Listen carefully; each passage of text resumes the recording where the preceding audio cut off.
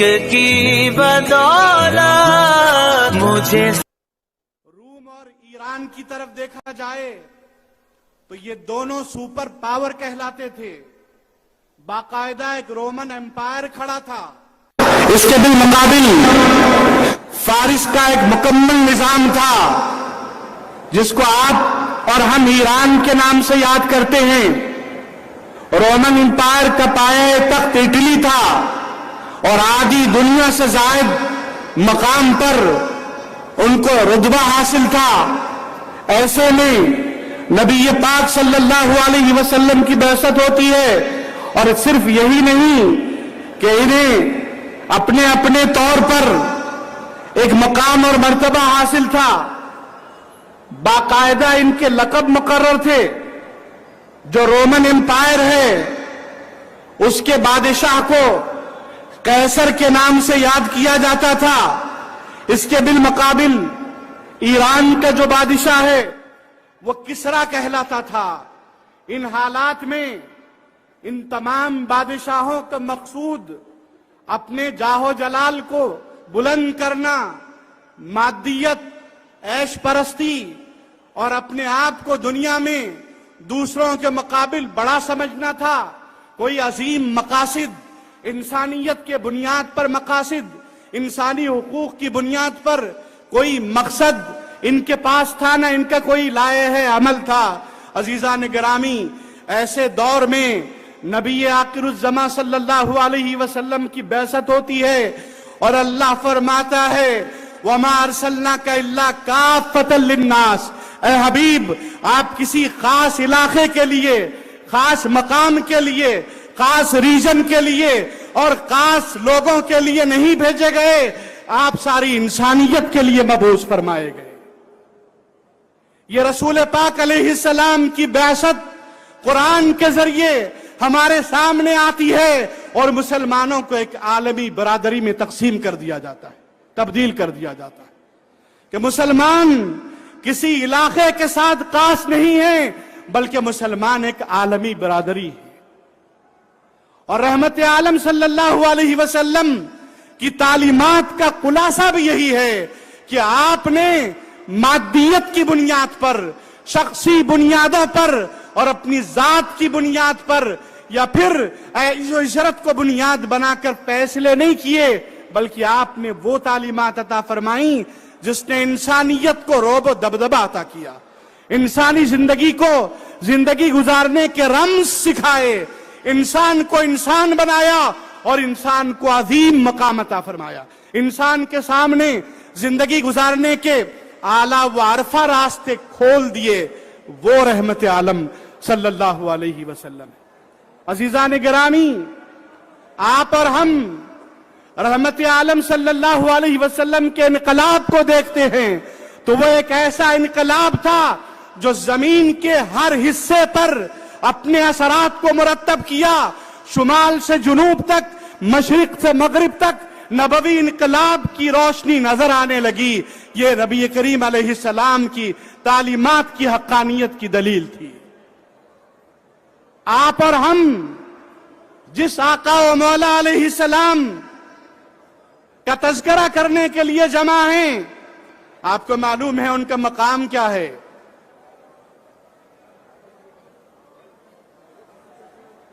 ان کا مرتبہ کیا ہے.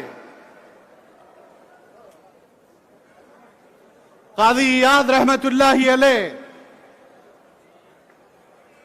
الشفاء بتعریف حقوق المصطفیٰ میں حضرت جبرائیل کا قول نقل فرماتے ہیں.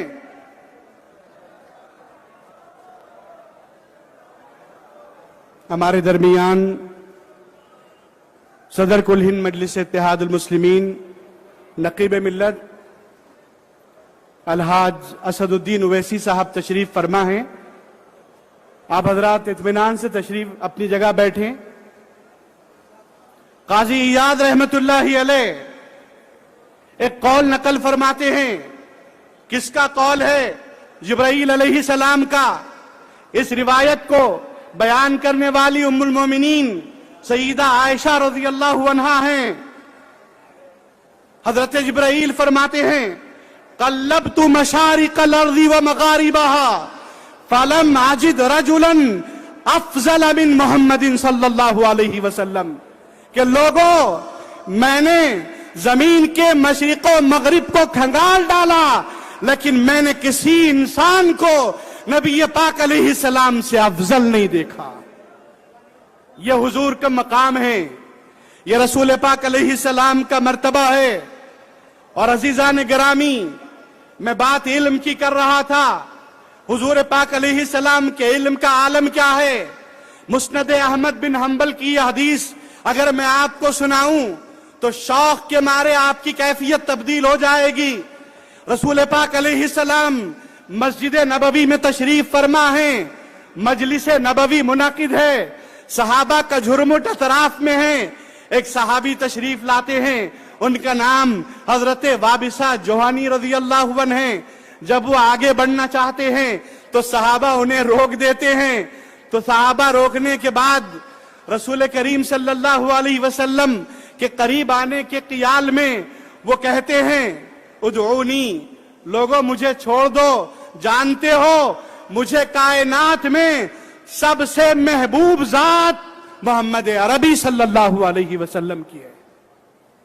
حضور یہ کلمات سن لیتے ہیں, فرماتے ہیں ادعوہ, اے میرے صحابہ وابصہ کو چھوڑ دو. حضرت وابصہ آگے بڑھتے ہیں, رسول پاک علیہ السلام فرماتے ہیں ادنو یا وابصہ, وابصہ قریب آؤ. حضرت وابصہ ادب و احترام کے ساتھ آگے بڑھتے ہیں. پھر زبان نبوی سے کلمہ ارشاد ہوتا ہے ادنو یا وابصہ, وابصہ قریب آؤ. پھر وہ قریب آتے ہیں, پھر ارشاد ہوتا ہے ادنو یا وابصہ. حضرت وابصہ قریب آتے ہیں اور اپنے قرب کی کیفیت بتاتے ہیں. حتی مست رکبتی رکبتہ صلی اللہ علیہ وسلم, میں نبی پاک علیہ السلام کے اتنا قریب آ گیا کہ درمیان میں کوئی چیز حائل ہی نہ تھی. پھر میں نے کچھ کہنا چاہا تو رحمت عالم صلی اللہ علیہ وسلم نے فرمایا, وابصہ تم جو سوال کرنا چاہتے ہو تم بتاؤ گے یا میں بتاؤں؟ حضرت وابصہ شوق میں کہتے ہیں اخبرنی یا رسول اللہ, اے اللہ کے نبی آپ ہی بتائیں میرا سوال کیا ہے. تو رسول پاک علیہ السلام مسکراتے ہیں. اس کے بعد حضور کریم علیہ السلام اپنی انگلیوں کو یکجا فرماتے ہیں, ان کے سینے پہ رکھتے ہیں اور فرماتے ہیں وابصہ استفتی قلبک, سنو تم مجھ سے پوچھنا چاہتے تھے شر کیا ہے اور خیر کیا ہے, اچھائی کیا ہے اور برائی کیا ہے, نیکی کیا ہے اور بدی کیا ہے. اے وابصہ اب اس کا جواب میں تم کو نہیں دیتا, میں نے اپنا دست مبارک تمہارے سینے پہ رکھ دیا ہے. اب تم کچھ جواب دے سکو گے. جو چیز تمہارے دل میں خوشی کے ساتھ آئے وہ خیر ہے اور جو تنگی کے ساتھ آئے وہ شر ہے. محبوبیت کا عالم دیکھیے, عظمت و مرتبہ دیکھیے نبی کریم علیہ السلام کا کہ کیسا جان رہے ہیں. سائل نے سوال بھی نہیں کیا اور آپ جواب دے رہے ہیں. سوال بھی مکمل نہیں ہوا کہ ادھر سے جواب آیا, سوال کرنے کی مہلت ہی نہیں دی گئی. سوال بھی بتایا, جواب بھی بتایا اور سوال جواب ہی نہیں بتایا بلکہ اس کے بعد کے لیے ان کے دل کو ایسا کشادہ کر دیا کہ ان کا دل خود جواب دینے کے قابل بن گیا. یہ ہے رحمت عالم صلی اللہ علیہ وسلم. روح البیان میں علامہ اسماعیل حقی علیہ الرحمہ عظمت و شان رسالت کے حوالے سے ایک اور بات بیان فرماتے ہیں. سورہ والضحیٰ کی تفسیر کے ضمن میں والضحیٰ واللیل اذا سجا, علامہ اسماعیل حقی والضحیٰ کے 17 معنی بیان کیے ہیں. 17 معنی میں ایک معنی یہ ہے, اے حبیب مجھے قسم ہے تیرے نور علم کی جس سے کوئی چیز چھپتی نہیں ہے. کیا مقام ہے کہ رسول پاک علیہ السلام کا نور علم اس قدر بلند و بالا ہے کہ کوئی چیز اس سے چھپتی نہیں ہے. واللیل اذا سجا, اس کے بھی علامہ اسماعیل حقی نے 17 معنی بیان کیے. اس میں ایک معنی یہ ہے قسم ہے اے حبیب آپ کے دامنے لطف و کرم کی، جس میں گنہگار چھپتا ہے تو کسی کو نظر نہیں آتا۔ رسول کریم علیہ السلام کا دامنے لطف و کرم ایسا عظیم کہ اس میں گنہگار چھپ جائے کوئی فرشتہ دیکھ نہیں پاتا۔ لیل کے معنی رات کے بھی ہیں، لیل کے معنی ستر کے بھی ہیں، لیل کے معنی پردہ کے بھی ہیں، لیکن یہاں وہ ستر ہے جس کو نبی پاک علیہ السلام کے دامنے لطف و کرم سے تعبیر کیا گیا۔ اسی لیے شیخ الاسلام امام محمد انوار اللہ فاروقی علیہ الرحمہ فرماتے ہیں، جتنے تھے اصحاب سب یہ جانتے تھے بالیقین کہ ہیں واقف موت سے ہر ایک بشر کی شاہدی، بلکہ تاخیر اجل چاہیں تو کچھ دقت نہیں، جس کے جو مرنے کی جا ٹہراتے ہیں وہ مرتا وہیں۔ یہ بات بانی جامع نظامیہ لکھتے ہوئے بدر کا تذکرہ کرتے ہیں کہ نبی کریم علیہ السلام نے پہلے ہی لکیر کھینچ دی، فرمایا یہاں ابو جہل مرے گا، یہاں عتبہ مرے گا، یہاں شیبہ مرے گا۔ جب جنگ مکمل ہوئی، مولا کائنات سیدنا علی مرتضی رضی اللہ عنہ اور دیگر صحابہ اس مقام پر جاتے ہیں اور فرماتے ہیں اللہ کی عزت کی قسم، رسول پاک علیہ السلام نے جیسا فرمایا اس کی ایک بالشت بھی کوئی میت ادھر ادھر نہ ہوئی۔ حالانکہ جنگوں میں مقام کیفیت تبدیل ہوتی ہے، کوئی اس کو بتا نہیں سکتا۔ عزیزان گرامی، نبی پاک علیہ السلام کا یہ مقام ہے، یہ مرتبہ ہے کہ آپ کو اللہ نے محبوبیت کی سب سے اعلیٰ منزل عطا فرمائی۔ آپ سے بڑھ کر کوئی منزل نہیں۔ بلغ العلا بکمالہ کشف الدجی بجمالہ حسنت جمیع خصالہ۔ شیخ سعدی یہ 3 مصرے تو کہے، چوتھا مصرع نہیں کہے۔ آپ بارش میں بھی آئے ہیں، اس قدر محبت کے ساتھ تشریف فرما ہیں تو سنیں، حضور کے لیے اگر کوئی کوشش کرتا ہے تو نوازش کیا ہوتی ہے۔ شیخ سعدی نے 3 مصرے کہے، چوتھا کیا کہنا ہے؟ بہتر سے بہتر کہنے کا ارادہ تھا، لیکن دل میں خیال جمع نہیں ہو رہا تھا۔ بے قراری میں نیند آ گئی، اور جب نیند آ گئی آنکھیں بند ہوئی تو قسمت کا ستارہ طلوع ہو گیا۔ رحمت عالم صلی اللہ علیہ وسلم خواب میں تشریف لائے اور فرمایا سعدی کہو کیا کہتے تھے۔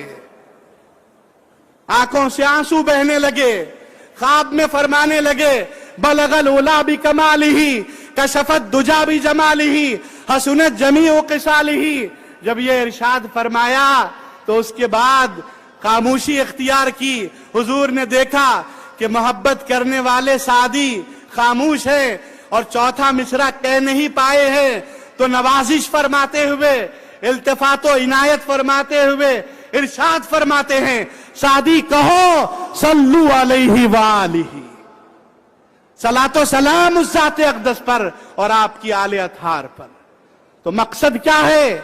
رحمت عالم صلی اللہ علیہ وسلم کے لیے اگر کوئی اہتمام کرتا ہے، سنتوں کا اہتمام کرتا ہے، صبح بیداری کا اہتمام کرتا ہے، اپنے نبی کے طریقے پہ چلنے کی کوشش کرتا ہے، تو یہ سعادت مندی اس کا مقدر بنتی ہے۔ اختتام پر میں عرض کروں، سوشل میڈیا کا دور ہے، اور یہ ایسی بات نہیں ہے کہ سوشل میڈیا زمانہ رسالت میں نہیں تھا۔ اللہ نے جب آیت نازل فرمائی وَأَنذِرْ عَشِيرَتَكَ الْأَقْرَبِينَ کہ اے حبیب اپنے قریبی رشتہ داروں کو ڈرائیے، اللہ کی توحید کا سبق دیجئے۔ رحمت عالم صلی اللہ علیہ وسلم تشریف لے گئے، کہاں؟ صفا پہاڑ پر۔ صفا پہاڑ کیا تھا؟ بنو ہاشم کی بستی کے پاس سب سے بلند ٹیلہ تھا، ان کا میڈیا پوائنٹ تھا، گویا ان کا میڈیا سینٹر تھا۔ صبح صبح کوئی میسج دینا ہوتا تو وہ وہاں جاتے، اور عربوں کا طریقہ تھا، ان لوگوں کا اس زمانے میں ٹریڈ تھا کہ اپنے لباس کو اتار دیتے۔ جب بھی اس پہاڑ پر جاتے تو لباس کو اتار دیتے۔ جامع نظامیہ کی عالمی شہرت یافتہ محقق ریسرچ اسکالر ڈاکٹر حمید اللہ علیہ الرحمہ نے اس واقعے کو اپنی فرانسیسی سیرت میں بیان کیا ہے، جس کا انگریزی اور اردو میں اور عربی کے علاوہ کئی زبانوں میں ترجمہ ہوا۔ انہوں نے یہاں پوائنٹ آؤٹ کیا کہ حضور پاک علیہ السلام جب وہاں تشریف لے گئے تو عربوں کے طریقے کے مطابق لباس کو اتار کر نہیں گئے، پوری جامہ زیبی کے ساتھ موجود تھے. یعنی حضور نے پیغام دیا کہ تم اپنے زمانے کا سوشل میڈیا ضرور استعمال کرو، لیکن اس کے رائج طریقے کے مطابق نہیں، اسلامی احکام کے مطابق، اسلامی شرائط کے روشنی میں، اسلامی کیفیات کے ساتھ استعمال کرو. اور عزیزان گرامی، آج نوجوان نسل کو اور ہماری خواتین کو اس پہلو پر غور کرنے کی ضرورت ہے، اس لیے کہ سوشل میڈیا کے ذریعے ذہن سازیاں ہو رہی ہیں، دین سے ارتداد کی طرف، لادینی کی طرف لانے کی سازشیں رچی جا رہی ہیں. ان حالات میں امت مسلمہ کے باشعور نوجوانوں کی اور خواتین کی ذمہ داری ہے کہ وہ سوشل میڈیا کے اس پلیٹ فارم کو اسلام کی سچائی سے واقف کروانے کے لیے استعمال کریں، دین کی سربلندی کے لیے، اسلام کے احکام کو آگے بڑھانے کے لیے استعمال کریں. اللہ تعالیٰ مجھے اور آپ سب کو اس کی توفیق عطا فرمائے. وصلی اللہ تعالیٰ علی خیر خلقہ اجمعین والحمد للہ رب العالمین.